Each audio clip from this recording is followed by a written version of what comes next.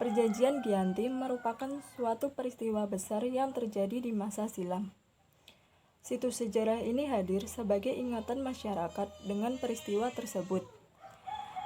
Perjanjian Giyanti juga dikenal dengan Perjanjian Giyanti Jawa atau Perjanjian Giyanti atau Perjanjian Giyanti. Perjanjian ini ditandatangani dan disahkan pada tanggal 13 Februari 1755 antara Pakubuwana III, Pangeran Mangkubumi, dan VOC. Perjanjian tersebut secara resmi membagi Kesultanan Mataram antara Mangkubumi dan Pakubuwana.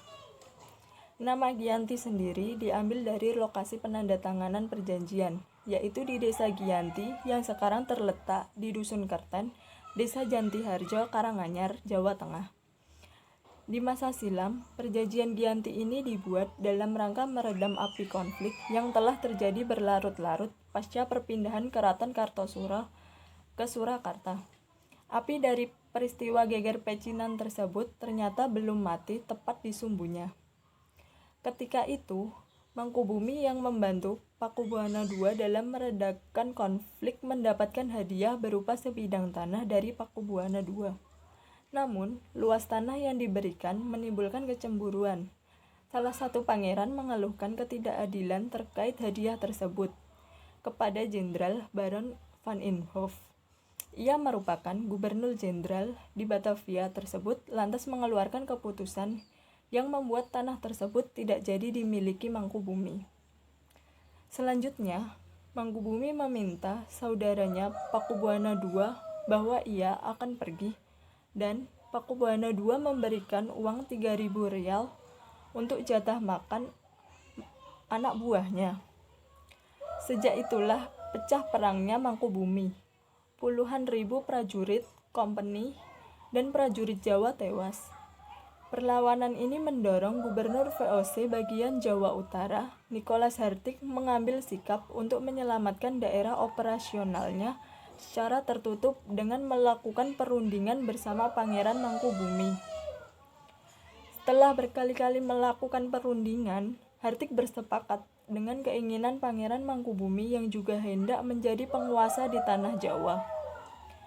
Pada tanggal 23 September 1754, nota kesepahaman tersebut disampaikan ke Pakubuwana III, sang pengganti Pakubuwana II.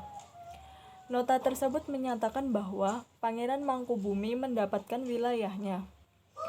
Pada 4 November 1754, Pakubuwana III menyatakan persetujuannya terhadap hasil perundingan. Surat pernyataan tersebut disampaikan oleh Pakubuwana III kepada Gubernur Jenderal VOC, yaitu Jacob Mosel.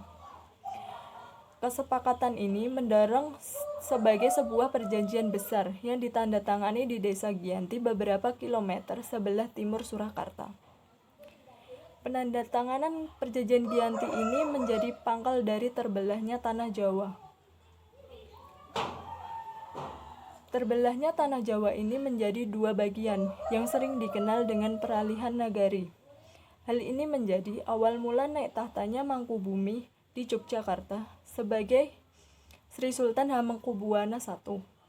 Pada tanggal 15 Februari 1755 ada pertemuan untuk meneruskan pembagian atribut-atribut keraton. Antara lain atribut-atributnya adalah 1. Keris, yaitu pusaka raja yang diserahkan kepada Sri Sultan Hamengkubuwana I. Yang kedua adalah bahasa. Di Jogja meneruskan dialek Bagongan. Dan yang ketiga adalah tarian. Akan tetapi, keterbelahan orang Jawa tidak terbelah seketika pasca perjanjian Giyanti. Dalam perubahan bahasa tidak terjadi begitu cepat dalam kurung waktu 1, 2, ataupun 3 tahun, melainkan bisa sampai 30 atau 50 tahun. Proses pembagian wilayah dan juga aspek-aspek lain seperti bahasa mengalami proses panjang yang berjalan seiringnya waktu. Perjanjian Giyanti tidak merinci pembagian wilayah yang pada gilirannya terjadi rentetan-rentetan peristiwa. Sementara pasca perjanjian Giyanti, Raden Mas Said atau yang sering dikenal Pangeran Sambernyawa yang dulu membantu Mangkubumi masih terus melakukan pemberontakan. Seperti halnya Mangkubumi yang merupakan Trah Pakubuana turut menuntut hak sebagai penguasa wilayah. Dalam gerakannya, pada Oktober 1755, Pangeran Sambernyawa berhasil mengalahkan VOC. Kemudian, pada Februari 1756, dia juga hampir membakar keraton yang baru didirikan di Yogyakarta. Setelah perang bertahun-tahun, akhirnya VOC telah menyudahinya dengan penandatanganan Perjanjian Salatiga pada tahun 1757. Perjanjian ini yang membuat tanah Jawa kembali terbelah. Pada perjanjian ini disepakati bahwa Pangeran Sambernyawa mendapat sebagian wilayah Kasunanan Surakarta yang sekarang dikenal dengan Kadipaten Mangkunegaran. Keterbelahan ini kemudian belum berhenti. Pada tahun 1813, Gubernur Jenderal Thomas Stamford Raffles dari Kerajaan Inggris, Kesultanan Yogyakarta juga terbelah dengan lahirnya Pakualaman.